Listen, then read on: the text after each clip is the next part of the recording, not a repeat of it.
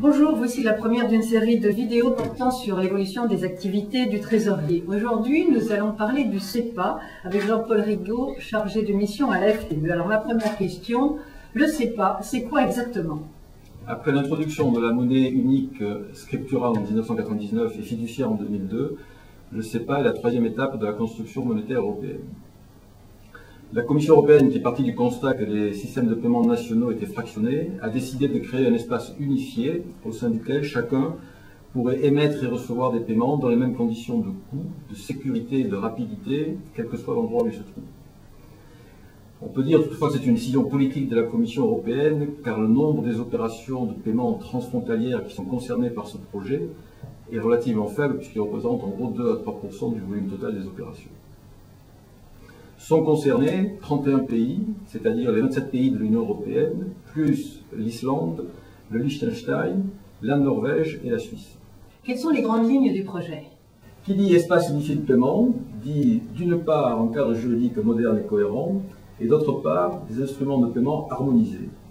Le cadre juridique fait l'objet d'un projet de directive de la Commission européenne, et l'harmonisation des instruments de paiement fait l'objet du travail de la communauté bancaire réunie au sein de l'EPC. Concernant la Commission européenne, ses objectifs sont doubles. Il s'agit d'une part d'améliorer l'information et la traçabilité des opérations au profit des utilisateurs, et ce afin de faciliter l'automatisation du traitement de bout en bout des opérations. Et deuxièmement, il s'agit également d'accroître la concurrence parmi les fournisseurs de services de paiement. En d'autres termes, la Commission européenne a décidé de créer des établissements de paiement en plus des établissements de crédit.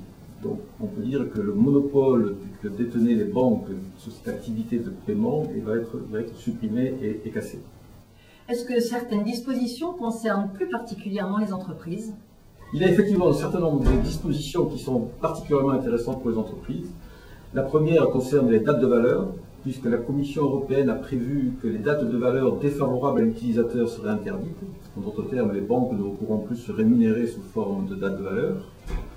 Il est également prévu qu'aucune commission ou aucun coût ne pourra être déduit du montant viré, et ce pour faciliter, encore une fois, l'automatisation du traitement des opérations.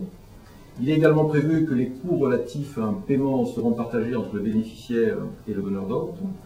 Et enfin, la Commission a prévu, dans un souci d'efficacité, que les délais d'exécution ne pourraient pas dépasser 24 heures.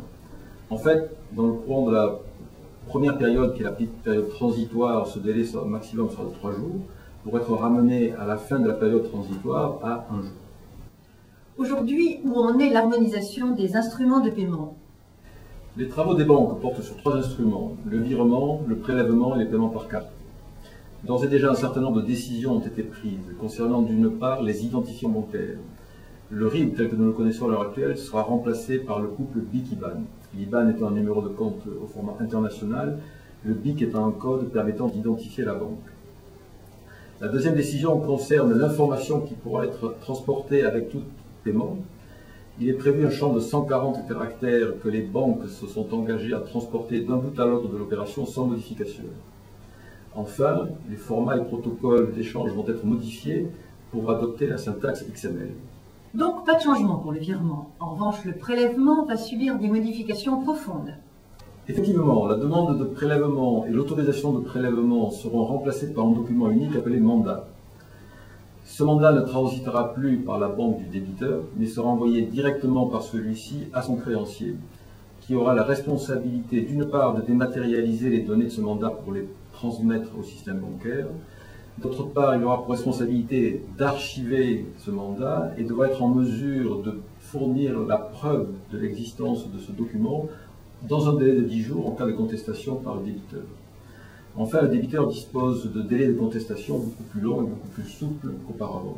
Et pour les cartes? Pour les cartes, peu de choses vont changer dans un premier temps, car les cartes telles que nous les connaissons en France à l'heure actuelle sont déjà aux normes CEPA, à savoir la norme EMV, c'est-à-dire la puce plus le mot de passe. Par contre, à moyen terme, les interrogations portent sur l'évolution des systèmes de compensation et notamment sur le rôle qu'auront les systèmes nationaux tels que le GIE carte bancaire en France par rapport au rôle des grands réseaux internationaux tels que Visa ou Mastercard. Enfin, le projet SEPA prévoit également le dégroupage de la chaîne des fonctions de traitement des opérations ainsi que la fin de l'interdiction du co-branding. Et ces deux éléments devraient avoir des conséquences importantes sur les paiements par carte. On parle du 1er janvier 2008 pour la mise en route du SEPA. Est-ce crédible? Il est probable que le virement SEPA et les paiements par carte seront opérationnels dès le 1er janvier 2008. Par contre, concernant le prélèvement, l'ensemble des utilisateurs et des prestataires s'accordent pour dire que cet instrument ne pourra pas être opérationnel tant que la directive n'est pas transposée dans le droit des différents pays. La directive doit encore être soumise au vote du Parlement européen. Lorsque ce vote aura eu lieu, la directive devra être publiée au journal officiel de la Communauté européenne, puis traduite dans les différentes langues des différents pays concernés, ce qui prend en général 4 à 6 mois. Puis la directive devra être transposée, ce qui prend encore 12 à 18 mois de plus.